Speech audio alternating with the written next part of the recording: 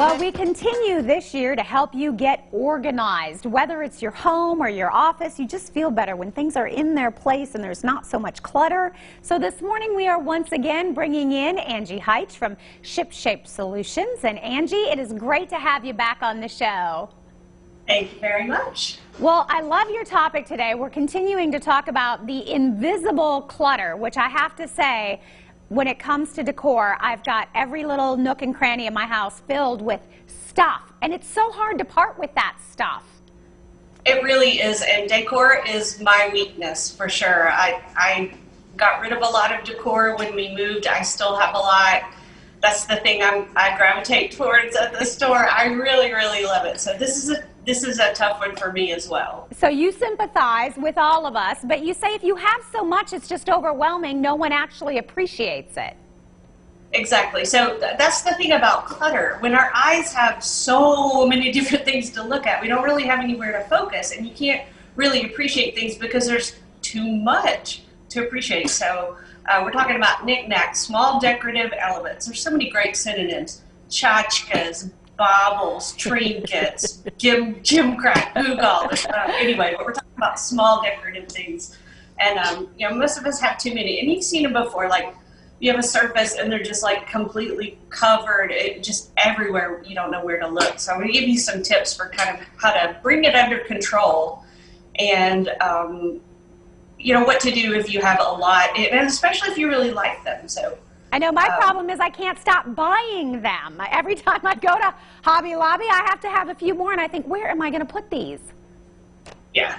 So then this overlaps a little bit with interior design or style, but it's all related. So another thing about it, the more you have out, the more difficult it is to clean. When you try to dust this surface and you got to move everything, it's kind of a pain. So I always like to recommend whatever surface we're talking about here, just clear it all, start with a clean slate, and then start adding things back in. And I've got a friend who's an interior designer who's taught me a lot about how to group things. So she's really big on clusters of odd numbers and kind of alternating heights. So and you can use, to alternate heights, you can use simple things like these are little candle plates. You can use books.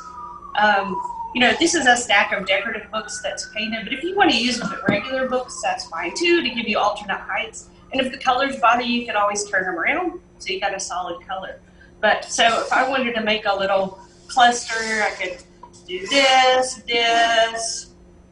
You know, and you want to mix things up. You don't want like 3 plants, and 2 candles, but yeah, you want to do clusters of odd numbers, alternate heights, and you also don't want to have like all things that are kind of the same size. You want to mix in some larger pieces with your smaller. So I might like cluster these 3 together. So you've got kind of different types of elements, but again, it's a cluster of 3 and you've got alternate heights. So can we use both sides of the table, Angie? Like when you're talking about clustering, would you do one corner and then the other corner? Can you kind of balance it out?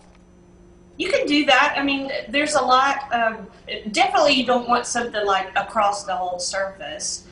You can do both corners, or you can just do one. I mean, uneven is actually really appealing to the eye. As much as I love balance, sometimes it's kind of nice to not have it so matchy-matchy, or you could have 2 different clusters and one's higher than the other on one end. There's lots of different ways to work it. There's great websites that have some very helpful ways to decide what to put.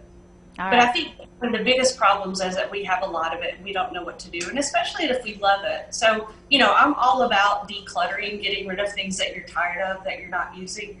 But if you really do have a lot and you love it all, then just rotate it. You know, there's studies show that after something is out for a long period of time, our eye kind of stops seeing it.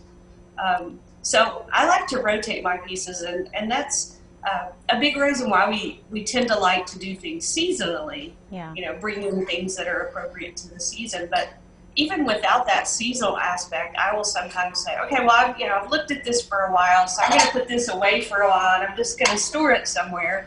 out of the way. And I think I'm going to do some of these pieces. I haven't seen them in a while. So you can do the same thing with toys, with anything. Just kind of rotate them in and out. All right, some great advice. Angie, thank you so much for joining us today. I learned a lot. I've got a lot to do now. Hey, if you have questions, you can always find her on her website, shipshape.solutions. Also watch for her on Facebook and Pinterest.